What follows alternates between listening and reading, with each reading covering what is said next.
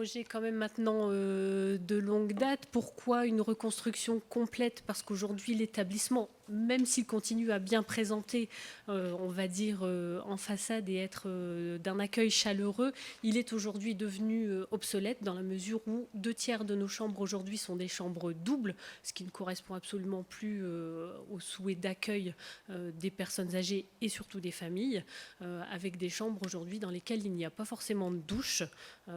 Donc voilà, ce qui n'est pas optimum. En plus, au sein de cette résidence, nous n'avons pas d'unité sécurisée nous permettant d'accueillir dans de bonnes conditions des personnes atteintes de troubles de type Alzheimer ou apparentés, avec donc des forts risques de déambulation, de chute, voire même ce qu'on appelle nous techniquement des fugues. Alors, ce projet sera complètement délocalisé avec une augmentation de la capacité d'accueil. Aujourd'hui, nous avons 121 places au sein de l'établissement, donc 109 places d'hébergement permanent et puis 12 places d'accueil de jour. Au sein de nos places d'accueil complet, nous disposons d'une autorisation pour accueillir 14 personnes en situation de handicap et donc vieillissantes. Dans le futur, donc, nous avons obtenu l'accord de l'Agence régionale de santé pour y installer en plus donc 14 places de pôle d'activité et de soins Alzheimer. Alors, ce sont des places en plus, mais dans les faits, ça nous permettra de prendre en charge dans un environnement sécurisé des résidents déjà hébergés au sein de l'établissement. Et la vraie création de places, ce sont 6 places d'hébergement temporaire modulables qui nous permettront d'accueillir des personnes âgées, alors soit en séjour de répit, soit sur un accueil d'urgence en moins de 24 heures, ou voire même sur un accueil spécifique la nuit. C'est-à-dire que ces personnes resteraient au domicile la journée, avec les soins à domicile si besoin, et viendraient, on va dire, dormir à l'EHPAD pour avoir passer la nuit en toute sécurité.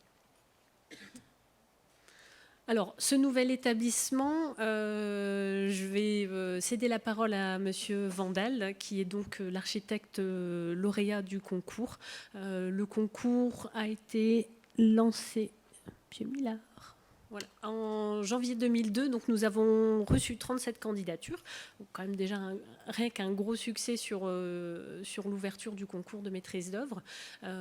Concours en 2 phases, comme toujours. Une première sur la présélection de 3 candidats qui ont été invités à remettre une esquisse. Et puis le jury a délibéré en début d'année sur la base des 3 projets qui avaient été présentés. C'est vrai qu'on aurait pu vous présenter les 3 esquisses, mais le choix s'est fait à l'unanimité du jury et je peux même préciser que 75% des agents s'étaient prononcés en faveur de ce projet-là et 89% des résidents et familles en faveur de ce projet. Donc ça faisait vraiment l'unanimité pour le projet présenté par Monsieur Vandal. Merci. Bonsoir à tous, donc Yannick Vandal, architecte. Bonsoir Monsieur le maire, bonsoir Mesdames et Messieurs les élus. Merci de nous accueillir, c'est toujours intéressant pour nous architectes de pouvoir venir expliquer notre projet et de vous expliquer pourquoi on aboutit à cet objet-là et pas à un autre. Donc vous voyez le projet ici dans son contexte, vous connaissez, je vais dire, mieux votre ville que moi. Moi je suis dunkerquois, je travaille régulièrement à Gravelines, j'ai eu la chance de réaliser les locaux de l'Aviron et notre agence réalise en ce moment également les premiers logements du quartier de la Gare. Donc ce projet, comme vous le voyez sur cette insertion, il est en forme de H. Alors le premier point dans un EHPAD, ce qui est très important bien évidemment, c'est la compacité du projet, puisque souvent on réfléchit en nombre de pas dans un EHPAD. Donc on a une organisation en forme de H avec en réalité 4 L, les 4 branches du H, qui sont autant de secteurs avec à chaque fois 14 chambres. Donc le volume blanc en haut à gauche, il y a 14 chambres au 2e étage, 14 chambres en dessous, et ainsi de suite, vous avez compris, 14 chambres dans chacun des niveaux et chacune des ailes. En partie centrale, les toitures que vous voyez, ce sont les chambres, les hébergements temporaires et les services médicaux. Encore une fois, en termes d'organisation, tout est subdivisé en secteurs, puis en sous-secteurs. On a donc ces 14 chambres. Au milieu des 14 chambres, pour 28 chambres, on va retrouver des espaces communs à ces 28 chambres. Et au milieu des 2 ailes de 28 chambres et des espaces communs des 28 chambres, on va trouver les espaces communs aux 56 chambres d'un niveau. Donc vraiment, tout se déploie comme ça sur un schéma très organisé pour un EHPAD. Au rez-de-chaussée, on va retrouver l'ensemble des services communs. Ce que vous voyez en bas à gauche, qu'on devine, le volume en bois en bas à gauche, c'est le restaurant. Dans l'organisation sur le terrain, il y a une chose importante. La vue que vous avez ici, c'est la vue depuis le sud, depuis le boulevard principal. À droite, vous avez l'accès à la gendarmerie. Donc, une des choses qui a dicté le plan MAS, c'est également l'organisation, afin de mettre tous les services techniques au nord, donc c'est-à-dire ce que vous voyez au fond à droite, en fait, en haut à droite de la vue, vous avez tous les parkings et tous les services techniques qui sont desservis par le nord. Qui plus est, c'était une parcelle qui était non constructible au moment qui était non constructible dans le concours. Donc, intérêt de mettre ces locaux techniques et parking à l'arrière, c'est que sur la vue principale que vous avez ici, les quelques places de stationnement qu'on voit, ce sont les déposes minutes et l'accès au hall principal qui est sous un grand auvent que vous voyez au milieu à droite, sous les 3 toitures. Bien évidemment, cette organisation permet également d'avoir un grand jardin au sud que vous devinez en bas à gauche de la diapo. Au niveau des volumes, c'est un grand ensemble, on a plus de 100 chambres. Donc l'idée, c'était de retrouver l'image d'une architecture plutôt domestique, pas donner l'impression d'un grand ensemble.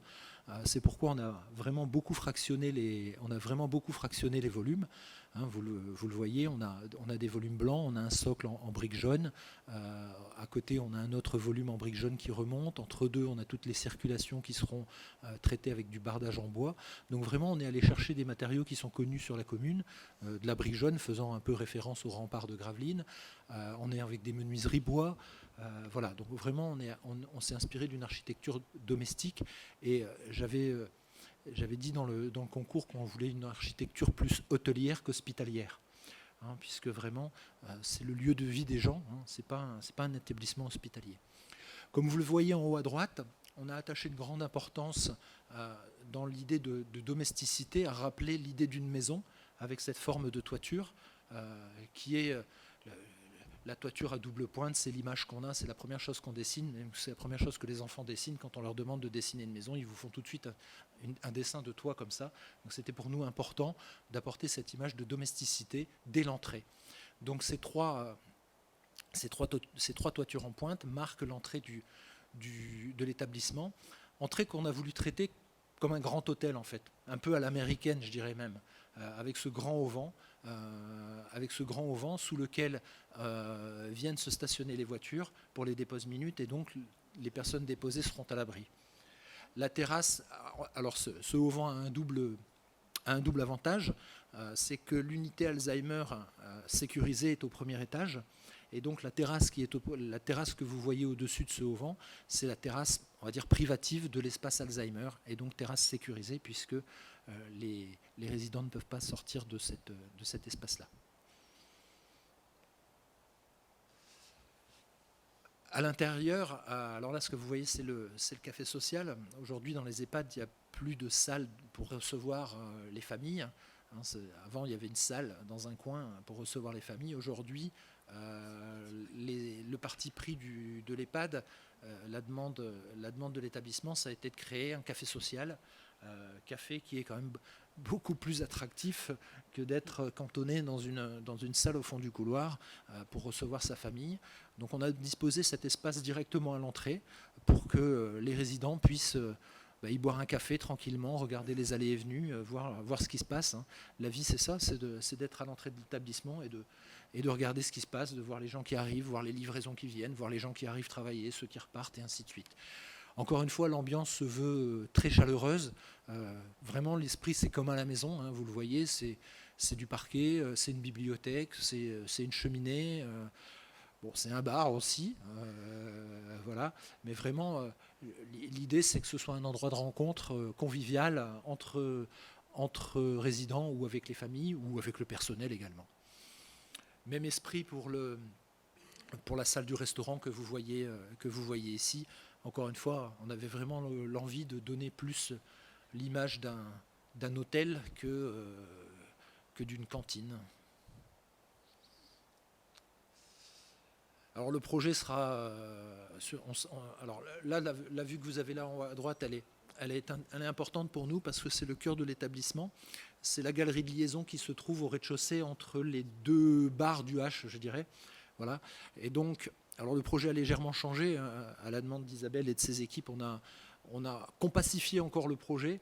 Et donc, on a ce que vous voyez à gauche qui initialement était une galerie qui donnait sur le jardin. Maintenant, c'est une galerie qui donne sur des salles d'activité. Donc, on va garder la transparence que vous voyez là sur le côté gauche. La seule différence, c'est qu'il y aura de ce côté-là des salles d'activité. Et donc, en fait, cette rue intérieure, parce que c'est comme ça qu'on avait envie de la décrire, cette rue intérieure, c'est le cœur de l'établissement, puisque cette rue va du café social qui est à l'entrée que vous venez de voir jusqu'au restaurant que vous avez vu juste après. Donc, c'est vraiment un lieu de vie, c'est un lieu de passage. Et on a choisi de regrouper à cet endroit-là. On l'avait fait au concours et Isabelle nous a poussé encore plus loin puisqu'elle nous a demandé de ramener encore des salles d'activité dans cet espace-là. Donc dans cet espace-là, on a vraiment l'ensemble des activités de l'EHPAD. Donc sur la droite, on ne le voit pas bien, mais il y a les pièces fermées comme le salon de coiffure, le kiné. Sur le côté gauche, il y aura les salles d'activité et on va avoir un accès sur le jardin. Donc vraiment, là, c'est l'endroit... Et ce côté gauche, comme vous le voyez, on avait envie de lui créer de l'épaisseur. J'entends par là que le mobilier va permettre de s'asseoir, de prendre un livre. Il y a un peu de déco. Voilà, encore une fois, l'idée, c'est vraiment d'avoir quelque chose de convivial et de chaleureux, avec les matériaux, beaucoup de bois, avec l'acoustique aussi qui est traitée avec un grand soin dans ce type d'établissement. Vous voyez notamment les panneaux au plafond, l'éclairage aussi, avec beaucoup de travail sur l'éclairage indirect plutôt que direct. Voilà, donc ça c'est la galerie principale. Voilà, là vous retrouvez le plan H. Je pense que je vous ai déjà un peu tout raconté sur ce plan-là. Ceci près que on a plusieurs jardins dans l'EHPAD. Celui qui est à gauche, qui vient remplir le côté gauche du H, c'est le jardin principal, hein, dans lequel on va retrouver toutes sortes d'activités, un potager, des animaux. Vraiment, il y a une grande mixité d'aménagement de cet espace. Et l'espace au milieu du H côté gauche, qui fait face aux deux toitures en pointe que vous voyez au milieu, là, encore une fois, on a essayé de raconter une histoire et on a appelé ça la place du village. En ce sens que c'est entre la salle de réunion, le café social, les salles d'activité et le restaurant.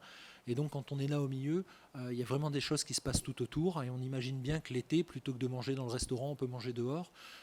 Plutôt que de faire l'activité dans la salle d'activité, on peut la faire dehors également. Voilà, donc c'est un peu une deuxième centralité de l'établissement, mais une centralité extérieure. On avait vraiment envie de traiter cet espace-là comme une pièce en plus. Sur le côté droit, vous avez un jardin qui, lui, est dédié au PASA, qui est spécifique aussi, hein, Isabelle, qui est sécurisé. Voilà, qui est sécurisé aussi.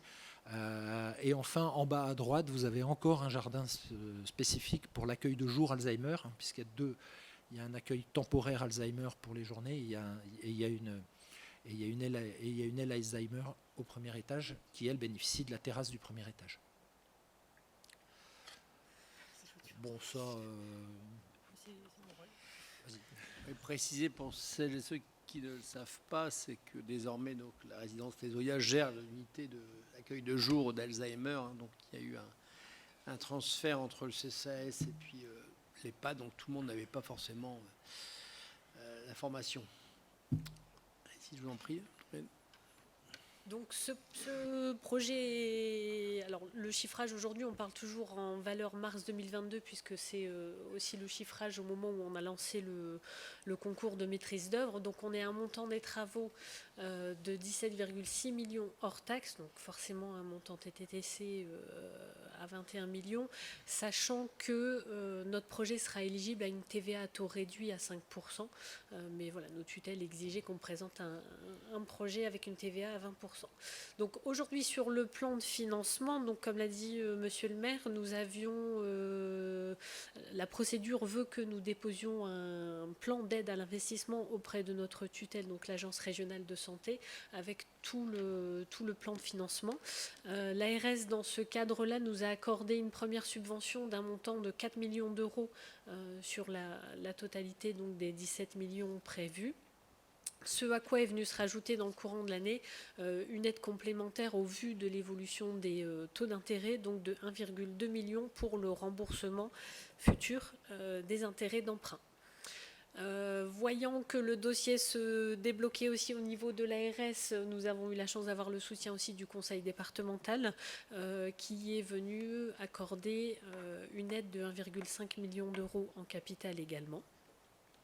La commune donc vient nous soutenir grâce à la cession du terrain sur lequel sera construite la maison de retraite. Et puis nous avons aujourd'hui encore d'autres demandes de subventions en cours puisqu'on peut bénéficier aussi de subventions auprès des caisses de retraite pour venir encore étoffer ce plan de financement.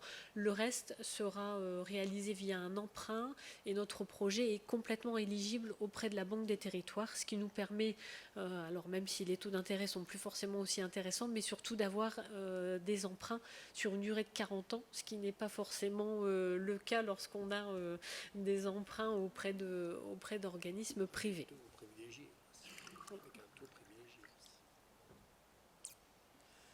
Alors aujourd'hui, on a finalisé la phase APS, on est en phase APD avec un objectif du dépôt du permis de construire au premier semestre 2024. Nous avons déjà eu la chance de rencontrer l'architecte des bâtiments de France une première fois pour lui exposer le projet d'une voie commune, on va dire, avec un objectif donc de réalisation du chantier à partir de 2025 et donc sur quasiment 2 années pour une livraison tout début 2027.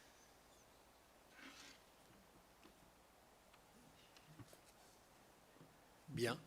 Voilà, à ce stade de la présentation, merci à tous les deux. Il y a sûrement quelques questions. Donc sur l'ordonnancement des délais, bon, ça va, on est confiant sur la capacité de tenir le délai indiqué, là.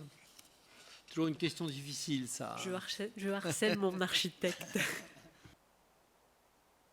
Je sais pas, oui, aujourd'hui, alors comme je viens de le dire, Isabelle, elle nous harcèle pour qu'on tienne des délais. On est sincèrement, on est un tout petit peu en retard. On a un mois de retard, un mois et demi de retard. Bon, ce qui à l'échelle d'un projet de cette envergure n'est quand même pas très significatif. Mais on est en retard d'1 mois et demi à ce stade-là, mais on pense le rattraper et démarrer le chantier à la date prévue. Bon, il y a une forte attente du personnel et des résidents. Je pense qu'on a tellement parlé aussi, donc il y a créé aussi là, une forme d'attente. Est-ce qu'il y a des questions, mes chers collègues? Voilà, certains d'entre vous connaissent le projet. Daniel Villemot? Oui, je voudrais savoir quel est le mode de chauffage de l'ensemble du bâtiment. On est sur des pompes à chaleur. Voilà. Il faut savoir que donc on a en option, on essaye d'arriver au passif. Voilà. Donc l'enjeu, c'est de respecter la RE 2020, comme on dit, la nouvelle réglementation thermique 2020. Mais dans le cadre du dossier, il nous est demandé de travailler l'option passif. Avec panneaux solaires pour l'eau chaude sanitaire également. On est toujours sur aujourd'hui, on est toujours sur des solutions mixées. Merci. D'autres questions? N'hésitez pas. Verstrat?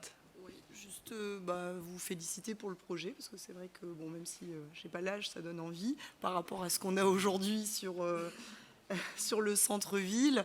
En tout cas, c'est une belle projection et on a hâte de voir le projet sortir de terre, déjà pour les aînés. Donc le bien vieillir à Gravelines est très important pour la collectivité et donc ça reflète vraiment voilà, les projets pour nos seniors. Merci. Je me permets juste de faire une petite remarque. Donc le projet a été très bien accueilli par l'architecte des Bâtiments de France qui nous a juste demandé de remplacer la brique blanche que vous voyez sur le projet par de la brique plutôt dans les tons jaunes. Voilà. Elle a dû apprécier les toitures. Oui. Oui. Et donc ce qu'on lui a proposé de faire, parce que vous voyez l'enjeu du projet, c'est, comme je vous l'ai dit, c'était de fragmenter les volumes et les couleurs. Donc en me demandant de passer ma brique blanche dans les étages en brique jaune, je lui ai dit mais attendez, si on fait ça, ça va être beaucoup plus massif. Donc l'idée c'est de monter d'un ton en quelque sorte, c'est-à-dire que les volumes que vous voyez en blanc passeront en jaune clair et les volumes que vous voyez là en jaune passeront plutôt en jaune un peu plus soutenu. Voilà. Donc c'est pas tout à fait cette image-là que vous aurez à la demande de l'architecte des Bâtiments de France, puisqu'elle nous a dit que le blanc c'était pas ici. Mais c'est la seule remarque. Valérie Moi, Genevet, oui. c'est pas une question, c'est plutôt une interrogation sur le nombre de lits réservés pour les personnes âgées qui sont malheureusement atteintes d'Alzheimer ou autres. Comment vous déterminez le nombre de lits? On a beaucoup travaillé là-dessus. Alors déjà, il n'y a pas de règle. C'était notre souhait de mettre en place des unités sécurisées, ça veut dire dans notre jargon des unités qui sont fermées. Parce qu'aujourd'hui, ce qu'on constate, c'est que 2/3 de nos demandes d'admission sont des personnes atteintes de troubles de type Alzheimer, pas tous dans le même degré de dépendance ou d'errance, on va dire.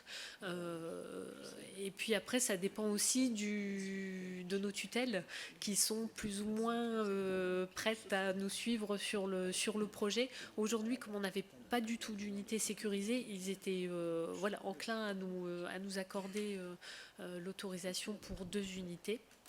Sachant qu'en fait, ces unités ne nous apportent aucun moyen humain supplémentaire. C'est-à-dire que c'est une labellisation. Nous nous engageons à un mode de financement et à mettre les effectifs suffisants, mais derrière, on n'aura pas de moyens supplémentaires pour les faire fonctionner. Donc c'est vraiment une répartition basée sur ce qu'on constate aujourd'hui et nos souhaits, sachant qu'on a souhaité aussi que le projet soit modulable. C'est-à-dire qu'aujourd'hui, on a prévu 2 unités sécurisées, mais comme on l'a vu, dans la mesure où ce sont des ailes qui sont entre guillemets standardisées, on équipe l'ensemble de l'établissement pour que, si on a besoin de sécuriser d'autant plus d'autres ailes, on puisse le faire. Donc, et inversement, si un jour par miracle on trouve un traitement contre la maladie d'Alzheimer, eh ben, il suffira d'enlever les contrôles d'accès et puis de réouvrir tout cela. Et puis en parallèle, donc c'est vrai que je l'ai beaucoup je vais dire enquiquiné au moment où on a travaillé sur la finalisation de l'esquisse, c'est-à-dire que les unités de vie Alzheimer, elles étaient en premier étage et il y avait la terrasse qui était magnifique, mais voilà, on trouvait que c'était assez peu pour finalement bien profiter de la journée des espaces verts, et donc on a trouvé une solution pour quand même redonner le choix aux personnes atteintes de ces troubles et leur permettre de descendre au rez-de-chaussée aussi et de pouvoir continuer à aller dans un vrai jardin, de pouvoir continuer à aller chez le coiffeur, chez le kiné, et de redonner vraiment ses choix. Donc voilà, basé vraiment sur le ressenti aujourd'hui des demandes d'admission. Ce qu'il faut dire aussi, c'est que la localisation de l'équipement fait qu'il pourra y avoir des interactions avec le centre François Mitterrand.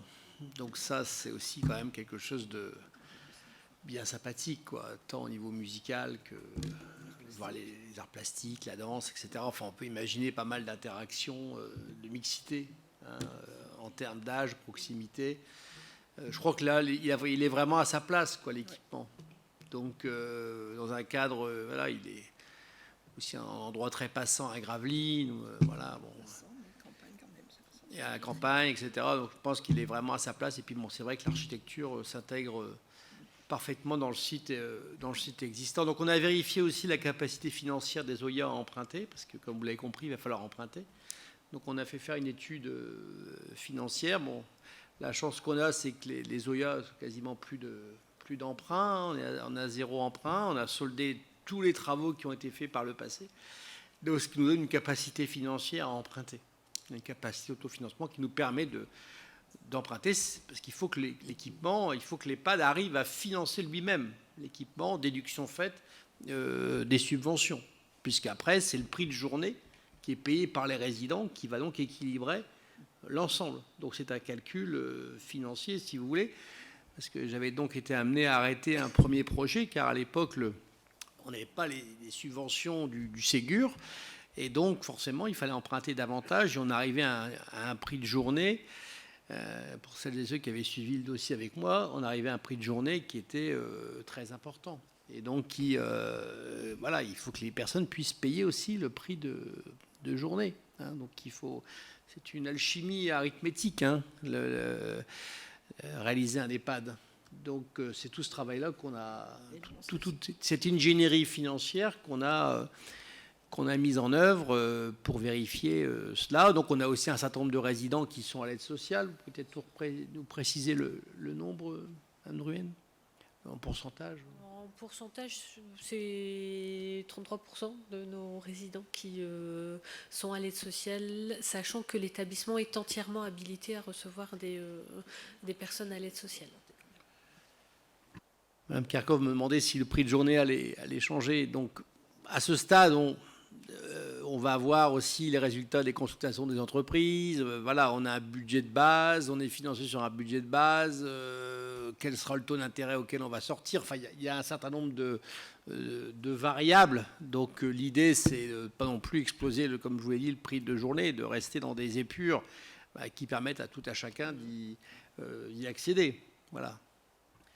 La vraie évolution du prix de journée vient du fait notamment que aujourd'hui 2/3 de nos résidents sont en chambre double, donc avec un tarif chambre double, alors que dans le nouveau projet, ils seront forcément en chambre individuelle avec donc forcément le tarif associé. Donc le gros de l'évolution vient de là, il ne vient pas de l'augmentation en lui-même du prix.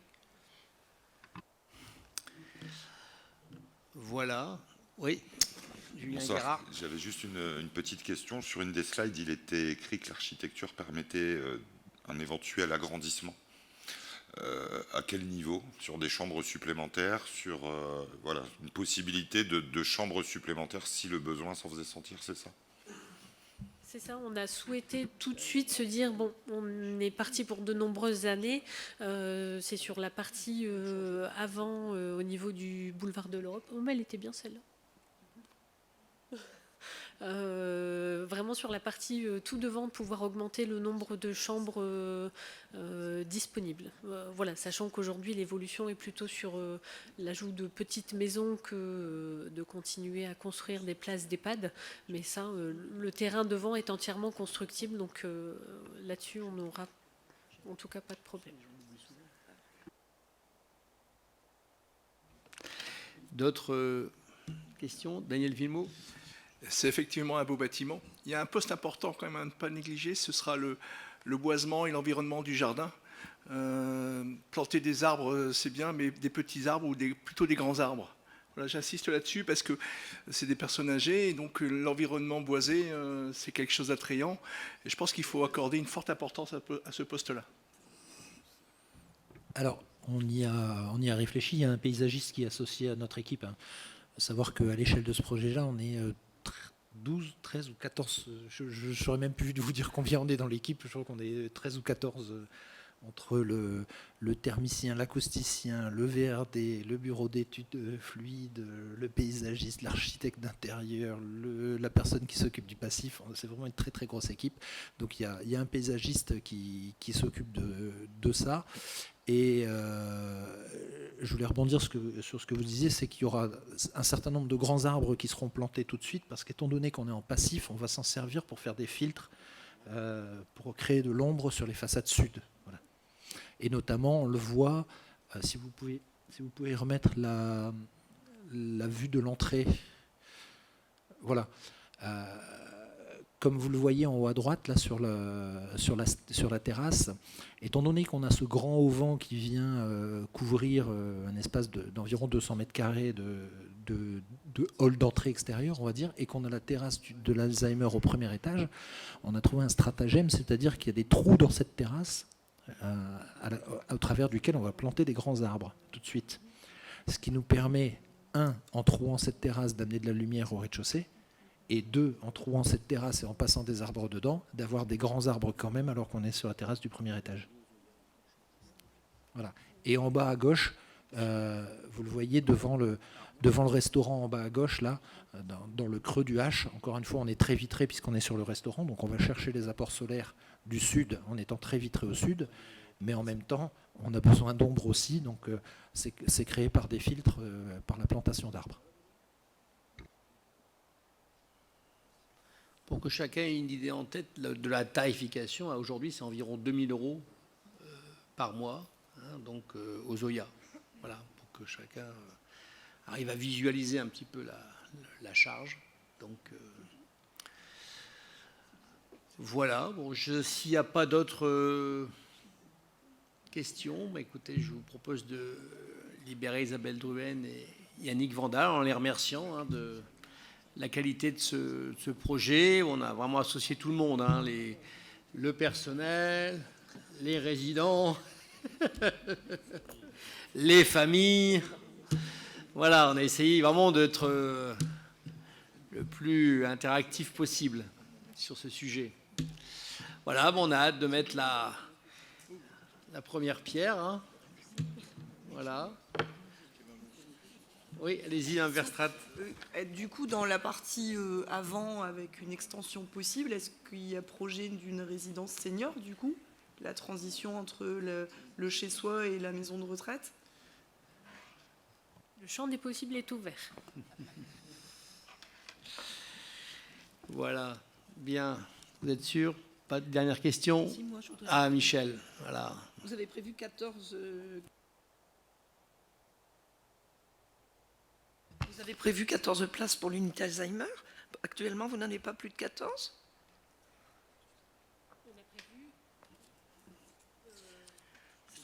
On a prévu 2 fois 12? 2 fois 12. Ah, moi j'ai écrit 14. 2 fois 12. 14 places, c'est les places d'unité de vie pour personnes handicapées avançant en âge. C'est 24. Voilà. Donc, sachant que sur les personnes Alzheimer, nous aurons donc 24 places d'hébergement complet, plus 14 places d'accueil de jour pour les résidents déjà accueillis à l'EHPAD, plus 12 places d'accueil de jour pour les habitants qui vivent encore chez eux. Donc ça nous fait quand même une 50aine de places à la journée. Parce que ça me semblait plus, j'avais noté 12, 14. Il y a déjà ça maintenant. Les besoins en termes d'équipement, hein, que ce soit dans le nord ou sur le littoral, sont énormes. Hein. On a un vieillissement, les projections à l'horizon 2040 de vieillissement de la, je n'ai plus le chiffre en tête, hein, mais de vieillissement de la population qui est conséquent. On n'est pas du tout aujourd'hui au niveau en termes de nombre d'équipements. Hein. Donc, je sais que vous avez peut-être les éléments en tête. Hein. Vous les avez là? Donc, mais voilà, il y a vraiment un effort à faire sur les équipements, beaucoup d'équipements vieillissants. Voilà, bon, lorsqu'on est confronté à placer ses parents, bon, voilà, c'est quand même un choix qui doit être fait, qui n'est pas facile. Donc, c'est sûr d'avoir des équipements modernes, attractifs, bon, c'est un vrai sujet. On passe de 4 millions de personnes de plus de 80 ans en 2020 à 8 millions en 2050. Donc on double la proportion de personnes atteintes de plus de 80 ans, sachant que la pathologie d'Alzheimer continue à évoluer.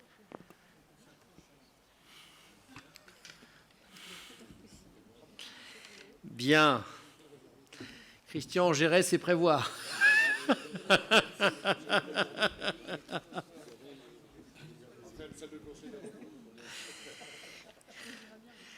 Bien. On vous remercie, Mme Drouhen et M. Vandal. Et puis, bravo déjà pour le travail accompli. Puis bon courage pour la suite. Moi, j'ai qu'un seul mot. Tenez les délais. Voilà. Et choisissez les bonnes entreprises qui vont vraiment faire le travail avec la plus grande qualité possible, quoi. Ça, c'est aussi un enjeu tout à fait important. Hein, parce qu'il y a concevoir, il y a imaginer, et puis après, il y a construire. Ça, c'est un autre sujet. On vous remercie.